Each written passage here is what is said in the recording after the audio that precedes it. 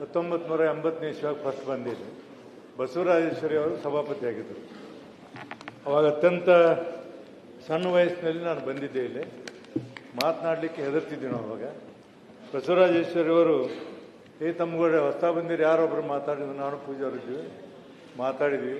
ಅವ್ರು ನನ್ನ ಮನೆಗೆ ಕರ್ಕೊಂಡು ಹೋಗಿ ಈ ಥರ ಮಾತಾಡಬೇಕು, ಈ ಥರ ಮಾಡಬೇಕು ಅನ್ನುವಂಥ ಗೈಡನ್ನು ಮಾಡ್ತಿದ್ರು. ನಾನು ಅದನ್ನು ನನ್ನ ಜೀವನದಲ್ಲಿ ಅಳವಡಿಸ್ಕೊಂಡಿದ್ದೆ. ಇವತ್ತು ನೀವು ಸಭಾಪತಿಯಾಗಿ ಆರಿಸಿ ಬಂದಿದ್ದರಿಂದ ನಮಗೆ ತುಂಬ ಹೆಮ್ಮೆ ಅನಿಸಿದೆ ಮತ್ತು ಅಭಿಮಾನ ಅನಿಸಿದೆ. ಯಾಕಂದರೆ ನಮ್ಮ ಸಂಕನೂರವ್ರು ಹೇಳಿದಂಗೆ ನಮ್ಮ ಜಿಲ್ಲೆ ರೆಪ್ರೆಸೆಂಟ್ ಮಾಡ್ತೀರಿ ನೀವು. ಅದಕ್ಕೆ ನಾನು ಸಭಾಪತಿ ಸ್ಥಾನದ ಕೆಳಗಿಳಿದ ಸ್ವಲ್ಪ ನೋವಾಗಿತ್ತು. ನೀವು ಬಂದ್ರಿ ಮತ್ತು ನಮ್ಮ ಜಿಲ್ಲೆಯವರು ಬಂದು ಅಂತೇಳಿ ಸಮಾಧಾನ ಆಯಿತು. ಅದಕ್ಕೆ ನಾನು ನಿಮಗೆ ಅಭಿನಂದನೆ ಸಲ್ಲಿಸ್ತೀನಿ. ಮತ್ತು ನಾನೇನು ತಿಳ್ಕೊಂಡಿದ್ದೆ, ನೀವು ಇನ್ನೂ ಭಾಳ ಸಣ್ಣವರು ತಿಳ್ಕೊಂಡಿದ್ದೆ. ನೀವು ಸೀನಿಯರ್ ಸಿಟಿಜನ್ ಅಂತ ಈಗ ಗೊತ್ತಾಯ್ತು ನನಗೆ. ಈಗ 62 ವರ್ಷ ಗೊತ್ತಾಯ್ತು ನನಗೆ ಸೀನಿಯರ್ ಸಿಟಿಜನ್ ಅಂತ ಗೊತ್ತಾಯ್ತು. ಹಿನ್ನೆಲೆಯಲ್ಲಿ ಈ ಸದನದಲ್ಲಿ ನಾನು ಸಭಾಪತಿಗಳೇ, ಈ ಸದನದಲ್ಲಿ ನಾನು ಮೊದಲು ಬಂದಾಗ ಹೇಳಿದ ಬಸವರಾಜ ಇದ್ದರು, ಆಮೇಲೆ ರೆಹಮಾನ್ ಖಾನ್ ಅವರು, ಆಮೇಲೆ ಪೋತ್ತಾರ್ ಅವರು, ಆಮೇಲೆ ಡಿ ಮಂಜುನಾಥ್ ಅವರು, ಕಲ್ಮಣ್ಕರ್ ಅವರು, BL ಶಂಕರ್ ಅವರು, VR ಸುದರ್ಶನ್ ಅವರು, BK ಚಂದ್ರಶೇಖರ್ ಅವರು, ಮತ್ತಿಕಟ್ಟಿ ಅವರು, ಶಂಕರ್ ಮೂರ್ತಿ ಅವರು, ಪ್ರತಾಪ್ ಶೆಟ್ಟಿ ಅವರು, ಬಸವರಾಜ ಹೊರಟ್ಟಿ ಅವರು, ಇಷ್ಟು ಮಂದಿ ಆಗಿ ನೀವು ತಾವು ಇವತ್ತು 13ನೇದವರು ಅಂತ ನಾನು ತಿಳ್ಕೊಂಡಿದ್ದೀನಿ. ತಾವು ಅಲ್ಲಿ ಚೀಫ್ ವಿಪ್ ಆಗಿ ಕುಂತಾಗ ನಾನು ಸಭಾಪತಿ ಆದಾಗ ಕೇಳಿ ಸ್ವಲ್ಪ ಕೇಳ್ತಾ ಇತ್ತು ಸರ್. ನಾನು ಕೇಳ್ತಾ ಇತ್ತು ಸರ್ ಮೈಕಲ್ಲಿ ನನ್ನ ಕಡೆ ನೋಡಿ. ಸಭಾಪತಿ ಆದಾಗ ಚೀಫ್ ವಿಪ್ ಆದಾಗ ಪ್ರತಿಯೊಂದಕ್ಕೂ ನಿಮ್ಮನ್ನು ನಾನು ಸೊನ್ನೆ ಮಾಡಿ ಚೀಟಿ ಕಳಿಸಿ ಈ ಥರ ಅಂತ ಕೇಳ್ತಿದ್ದೆ. ಅದು ನಿಮ್ಮ ಸೌಜನ್ಯ. ಯಾಕಂದ್ರೆ ಚೀಫ್ ವಿಪ್ ಇದ್ದಂಥವ್ರು ಜವಾಬ್ದಾರಿ ಜಾಸ್ತಿ ಇರ್ತಿತ್ತು. ಈಗ ಅದಕ್ಕಿಂತ ಹೆಚ್ಚು ಜವಾಬ್ದಾರಿ ಈ ಸ್ಥಾನಕ್ಕೆ ಬಂದಿದೆ. ಅದಕ್ಕೆ ನಿಮಗೆ ನಾನು ಸಂಪೂರ್ಣವಾಗಿ ನನ್ನ ಅಭಿನಂದನೆಯನ್ನು ಹೃದಯದಿಂದ ನಿಮ್ಗೆ ಹೇಳಲಿಕ್ಕೆ ಇಷ್ಟಪಡ್ತೀನಿ. ಅದೇ ರೀತಿ ನಾವು ನಮ್ಮ ಹರಿಪ್ರಸಾದ್ ಅವರಿಲ್ಲ, ಏನಾದ್ರು ಬಂದಾಗ ಹರಿಪ್ರಸಾದ್ ಅವ್ರನ್ನ ಕೇಳ್ತಿದ್ದೆ. ನಾನು ಹರಿಪ್ರಸಾದ್ ಅವ್ರು ಹೆಂಗೆ ಮಾಡಬೇಕು, ಕಡೆಗೆ ಭಾಳ ಮಂದಿಗೆ ನಾನು ಪ್ರತಾಪ್ ಕಳಿಸ್ತಿದ್ದೆ, ಏನು ಮಾಡಬೇಕು ಅನ್ನೋದು ಕೇಳ್ತಿದ್ದೆ. ಅಂದ್ರೆ ಅವ್ರ ಭಾವನೆಗಳನ್ನು ತಿಳ್ಕೊತಿದ್ದೆ. ಆ ಥರ ಇವತ್ತು ನೀವು ಸಹಿತ ನನ್ನ ಕೂಡ ಅನೇಕ ವರ್ಷಗಳಿಂದ ನೀವು ನನ್ನ ಕೂಡ ಒಡನಾಟಿಗಾಗಿ ಬಂದಿದ್ದೀರಿ. ಈ ಹಿನ್ನೆಲೆಯಲ್ಲಿ ನಿಮಗೆ ನಾನು ಹೃದಯ ತುಂಬಿದ ಅಭಿನಂದನೆ ಸಲ್ಲಿಸ್ತೀನಿ. ದೇವರು ನಿಮಗೆ ಆರೋಗ್ಯ ಕೊಡಲಿ, ಈ ಸದನವನ್ನು ಭಾಳ ಚೆಂದ ನಡೆಸುವಂಥ ಶಕ್ತಿಯನ್ನು ಕೊಡಲಿ ಅನ್ನುವಂಥ ಮಾತನ್ನು ಹೇಳಿ ಒಂದೆರಡು ಅನುಭವನೇ ಅದು. ನಮ್ಮ ರವಿ ಅವರು ರವಿ ಹೋದ್ರೆ ರವಿ ಅವರು ಹೇಳಿದರು ಸರ್ ಸಭಾಪತಿಗಳೇ, ಏನಂದ್ರೆ ಇತ್ತಿತ್ತಲಾಗಿ ಗುಣಮಟ್ಟ ಕಡಿಮೆ ಆಗ್ತಿದೆ ಈ ಸದನದ ಅನ್ನೋದನ್ನು ನಾನು 100ಕ್ಕೆ 100 ಅದನ್ನು ಒಪ್ತೀನಿ. ಭಾಳ ಸರಿ ನಾವು ಹೇಳಿದ್ದೇವೆ ಈ ಮಾತನ್ನು. ಇದು ಇವತ್ತಿನ ಗುಣಮಟ್ಟ ಕಡಿಮೆ ಆಗ್ತಿದೆ ಈ ಸದನದಲ್ಲಿ ಅನ್ನೋದನ್ನು ನಾವೆಲ್ಲ ಒಪ್ಕೊಳ್ಬೇಕಾಗ್ತದೆ. ಯಾಕಂದ್ರೆ ಲಾಸ್ಟ್ ಇದರಲ್ಲಿ 3 ದಿವಸ ಒಂದು ಯಾವುದೋ ಒಂದು ಸಣ್ಣ ಕಾರಣಕ್ಕೆ, ಅಂದರೆ ಹಿಂದಿನ ಸೆಷನ್ನಲ್ಲಿ ಒಂದು ಹನಿ ಟ್ಯಾಪ್ ಸಲುವಾಗಿ 3 ದಿವಸ ಸಮಯವನ್ನು ಕಳೆದಂಥದ್ದು ಇಲ್ಲ ಕೈ ಅನುಭವ ಇದೆ. ಹಂಗಾಗಬಾರ್ದು. ನಾವೆಲ್ಲರೂ ನಿಮಗೆ ಸಹಕಾರ ಕೊಡ್ತೀವಿ. ಸದನವನ್ನು ಉತ್ತಮವಾದಂಥ ರೀತಿ ನಡೆಸಿ ಎಷ್ಟೇ ಸಮಯ ಆಗಲಿ ಎಲ್ಲರಿಗೂ ಸಹಿತ ತಾವು ಸಮಯವನ್ನು ಕೊಡ್ತೀರಿ ಮತ್ತು ಸದನವನ್ನು ಸರಿಯಾಗಿ ನಡುತ್ತೀರಿ ಅನ್ನುವಂಥ ಸಂಪೂರ್ಣವಂಥ ಭರವಸೆ ನಮಗೆ ನನಗಿದೆ. ಈ ಹಿನ್ನೆಲೆಯಲ್ಲಿ ನಾನು ಬಂದಾಗ ಇಲ್ಲಿ S ವೆಂಕಟರಾಮನ್ ಅಂತಿದ್ರು, ಒಬ್ಬರು ಲೇಬರ್ ಲೀಡರು. 3.5 ತಾಸು ಇಲ್ಲಿ ಭಾಷಣ ಮಾಡಿದ್ರು. 3.5 ತಾಸು ಇಡೀ ಜಗತ್ತಿನ ಎಲ್ಲ ಲೇಬರ್ ಇದನ್ನು ಆ್ಯಕ್ಟನ್ನು ಹೇಳ್ತಿದ್ರು. ಮತ್ತು ಆಮೇಲೆ ರಾಜಗೋಪಾಲ್ ಅಂತ ತಿಳ್ಕೊಂಡು ಹೇಳಿ ಈ ಕಪಾಲಿಟಿ ಹಾಕಿದ ಮಾಲಕರು, ಕಪಾಲಿಟಿ ಹಾಕಿದ ಮಾಲಕರಾದರೂ ಜನರ ಬಗ್ಗೆ ಮಾತಾಡ್ತಿದ್ರು.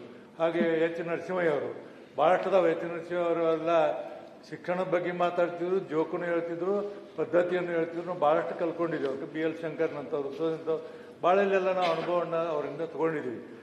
ಈ AK ಸುಬ್ಬಯ್ಯ ಅವರು, ನಾಣಯ್ಯ ಅವರು, ಇವರೆಲ್ಲ ಇಲ್ಲಿ ಅತ್ಯಂತ ಉತ್ತಮವಾದಂಥ ಗುಣಮಟ್ಟದಲ್ಲಿ ಸದನವನ್ನು ನಡೆಸ್ತಿದ್ರು.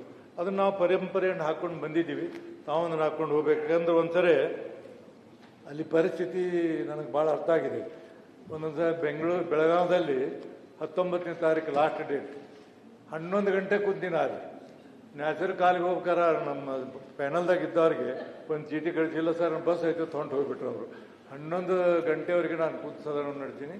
ತಾವು ಸಹಿತ ಅಂಥ ಪ್ರಸಂಗ ಬಂದಾಗ ಯಾಕಪ್ಪ ಇಲ್ಲಿ ಕುಂತೀನಿ ಅನ್ನುವಂಥ ಭಾವನೆ ಬರೋದ್ರಲ್ಲಿ ಎರಡು ಮಾತಿಲ್ಲ. ತಮಗೂ ಬರ್ತೈತಿ. ಬಂದಾಗ ಅದನ್ನು ಏನಂತ ಸಮಾಧಾನ ಪಟ್ಕೊಳ್ಬೇಕು, ಮಾಡಬೇಕು ಅನ್ನೋಂಥ ಮಾತನ್ನು ತಮ್ಮ ಮುಂದೆ ಹೇಳಿ ಇವತ್ತು ನನಗೆ ಇಲ್ಲಿ ಏನು ಮಾಡ್ಬೇಕಂದ್ರೆ ಈ ಸದನ ನಾ ಬಂದಾಗ ಭಾಳ ಗಂಭೀರವಾಗಿ ನಡೀತಿತ್ತು ಚರ್ಚೆ. ಭಾಳ ಗಂಭೀರವಾಗಿ 2 ಮಂತ್ರಿಗಳೇ ರಾಜೀನಾಮೆ ಕೊಡಿಸಿತ್ತು. ಒಬ್ಬ ಮಂತ್ರಿ ಹೆಸರು ಹೇಳೋದು ನಾನು, ಸಣ್ಣದೊಂದು ಚೀಟಿ, ಒಂದು ಅಗದಿ ಸಣ್ಣ ಇಷ್ಟ ಚೀಟಿ. ಆ ಚೀಟಿಯಲ್ಲಿ ಏನಂದ್ರೆ PSI 5,000 ರೂಪಾಯಿ ಅಂತ ಬರೆದಿತ್ತು. PSI ಸರ್ ಬರೆದು ಒಂದು AK ಸುಬ್ಬಾರ್ ಹಿಡ್ಕೊಂಡು PSI ಸಲುವಾಗಿ 5,000 ರೂಪಾಯಿ ಲಂಚ ತಗೊಂಡಾರ ಅಂತ ತಿಳ್ಕೊಂಡು ಹೇಳಿ ಚರ್ಚೆ ಆಗಿ ಗುಂಡೂರಾಯರು ಎಷ್ಟು ಹೇಳಿದ್ರು, ಕೈ ಮುಗಿದು ಹೇಳಿದ್ರು ಸಹಿತ ಇವ್ರು ಯಾರು ಕೇಳಿಲ್ಲ, ರಾಜೀನಾಮೆ ಕೊಡಿಸುವಂಥ ಪರಿಸ್ಥಿತಿ ನಿರ್ಮಾಣ.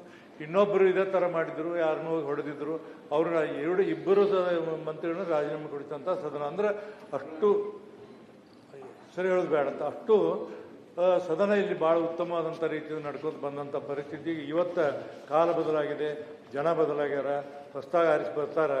ಅವರೆಲ್ಲರೂ ಏನಂದ್ರೆ ಈ ರೀತಿ ನಾವು ಅದನ್ನು ಈ ಸದನದ ಪರಂಪರೆಯನ್ನು ಮುಂದುವರಿಸಿಕೊಂಡು ಹೋಗ್ಬೇಕನ್ನುವಂಥ ಮಾತನ್ನು ನಾನು ಇಲ್ಲಿ ಹೇಳಿ ತಮಗೆ ಭಾಳ ವಿಚಾರವನ್ನು ಹೇಳೋದೇನೆಂದ್ರೆ, ಈ ಗುಣಮಟ್ಟದ ಚರ್ಚೆಗಳಾಗಲಿಕ್ಕೆ ತಾವು ಸ್ವಲ್ಪ ಹೆಚ್ಚು ಸಮಯವನ್ನು ಕಳಿಬೇಕಾಗ್ತಿದೆ, ತೊಂದರೆ ಆಗ್ತಿದೆ. ಆದರೂ ಸಹಿತ ಸಮಯವನ್ನು ಕಳೆದು ಈ ಸದನದ ಗಣತಿ ಗೌರವವನ್ನು ನಾವು ನೀವು ಕೂಡಿ ಮತ್ತಿದನ್ನು ಎತ್ತರಿಸೋಣ ಅನ್ನುವಂಥ ಮಾತನ್ನು ಹೇಳಿ ನನ್ನ ಮಾತು ಮುಗಿಸೋಕ್ಕಿಂತ ಪೂರ್ವದಲ್ಲಿ ಬಸವರಾಜ ರೆಡ್ಡಿ ಅವರು ಒಂದು ಮಾತನ್ನು ಹೇಳಿದ್ರು, ಯಾಕೋ ಹಿಂಗೆ ಕೂತ್ಕೊಂಡಿರಿ ಅಂತ. ನಾನು ಹಂಗೆ ಕೂತ್ಕೊಂಡಿರ್ತೀನಿ. ನಾನು ಒಮ್ಮೆ ಯಾವನೋ ಹುಡುಗ ಡಿಸ್ಟಿಂಕ್ಷನ್ ಮಾಡಿದಂತ ಹೋಗಿರ್ತಾನೆ, ಅಲ್ಲೇ ಕುಂತಿರ್ತಾನೆ, ಡಿಸ್ಟಿಂಕ್ಷನ್ ಮಾಡ ಹೋಗಿರ್ತಾನೆ, ಯಾವುದೋ ಒಂದು ಸಬ್ಜೆಕ್ಟ್ ಫೇಲ್ ಆಗಿಬಿಡ್ತಾನೆ, ಅವಾಗ ಅವ್ನು ಭಾಳ ನೋವಾಗ್ತದೆ, ಅವಾಗ ಹಿಂಗೆ ಕೂತ್ಕೊಂಡಿರ್ತಾನೆ. ಹಂಗಾಗಿದೆ, ಮತ್ತೇನಿಲ್ಲ, ಬೇರೆ ಏನಿಲ್ಲ. ಬರ್ತಾ ಬರ್ತಾ ಅದನ್ನು ಅಲ್ಲ, ಅದು ಹೇಳ್ತೀನಿ ನಿಮಗೆ. ಇಲ್ಲ ಇರಲಿಲ್ಲ, ಇರಲಿ. ನಾನು ಒಂದು ಮಾತನ್ನು ಹೇಳ್ತೀನಿ ತಾವು ಹೇಳಿದ್ದಕ್ಕೆ. 1964 ಒಲಿಂಪಿಕ್ ನಡೆದಿತ್ತು. ಒಲಿಂಪಿಕ್ ಬಿಲ್ ಟಾಮಿ ಅನ್ನೋ ಒಬ್ಬ ಸೋತು ಬಿಟ್ಟ. ನೆಕ್ಸ್ಟ್ ಡೇ ಅವ್ನು ಗ್ರೌಂಡ್ನಾಗ ಪ್ರಾಕ್ಟೀಸ್ ಮಾಡ್ತಿದ್ದ.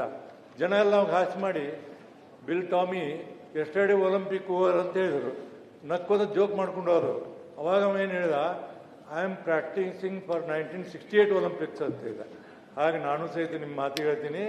ಇವತ್ತು ನೀವು ನನಗೆ ಏನಂದ್ರೆ ಹೇಳಿದಿರಿ, ನಾನು ಇದನ್ನು ಚಾಲೆಂಜ್ ತಗೊಂಡು ಖಂಡಿತವಾಗಿ ಬರುವಂಥ ದಿನಮಾನಗಳಲ್ಲಿ ಅತ್ಯಂತ ಶ್ರೇಷ್ಠವಾದಂಥ ಉನ್ನತ ಮಟ್ಟದಲ್ಲಿ ಚುನಾವಣೆ ಎದುರಿಸಿ ಆರಿಸಿ ಬರ್ತೀನಿ ಅನ್ನೋಂಥ ಮಾತನ್ನು ನಿಮ್ಗೆ ಹೇಳಲಿಕ್ಕೆ ಇಷ್ಟಪಡ್ತೀನಿ. ನಾನು ಅವರಿಗೆ ಅದಕ್ಕೆ ನಾವು ಯಾವಾಗಲೂ ಹೇಳಿದ್ದೀನಿ, ನೀವು ಗುಡ್ಡಪ್ಪನವ್ರಿಗೆ ಹೇಳಿದ್ದಾರೆ, ನಿಮಿಷದಿಂದ ನಿಮಿಷಕ್ಕೆ, ದಿವಸದಿಂದ ದಿವಸಕ್ಕೆ, ನಿಮಿಷದಿಂದ ನಿಮಿಷಕ್ಕೆ, ದಿವಸಕ್ಕೆ ಭವಿಷ್ಯವಾಚಿ ಚಿಂತಿಸದೆ ಬದುಕಲು ನುಗ್ಗುವುದು. ವಿವರಗಳ ಜೋಡಿಸುವ ಯಜಮಾನ ಬೇರೆಯವರು ಸವಿಸುನಿಗೆ ಜನ್ಮವನ್ನು ಮಾಡ್ಕೊಳ್ತೀವಿ ಮಾಡಿ ತುಂಬ ಮಾಡೋದು. ಒಟ್ಟಾರೆ ಏನಾಗುತ್ತೆ, ಸಹಜವಾಗಿ ಆಗ್ತಿದೆ ಮನುಷ್ಯನಿಗೆ. ತಾವು ಉನ್ನತ ಶಿಕ್ಷಣ ಸಚಿವರಾಗಿರಿ. ನಾವು ಕೊಪ್ಪಳದಿಂದ ಬರಬೇಕಾದ್ರೆ ನಿಮ್ಮ ಕಾಲೇಜುಗಳನ್ನು ನೋಡಿದ್ರು, ಸರ್ಕಾರಿ ಕಾಲೇಜು ಅನ್ನೋಂಗಿಲ್ಲ. ಅಷ್ಟೊಂದು ಉತ್ತಮವಾದಂಥ ಕೆಲಸ ಮಾಡಿದಾಗ ಸೆಕೆಂಡ್ ಟೈಮ್ ನಿಮ್ಮನ್ನು ಸೋಲಿಸಿದ್ರು ಜನ.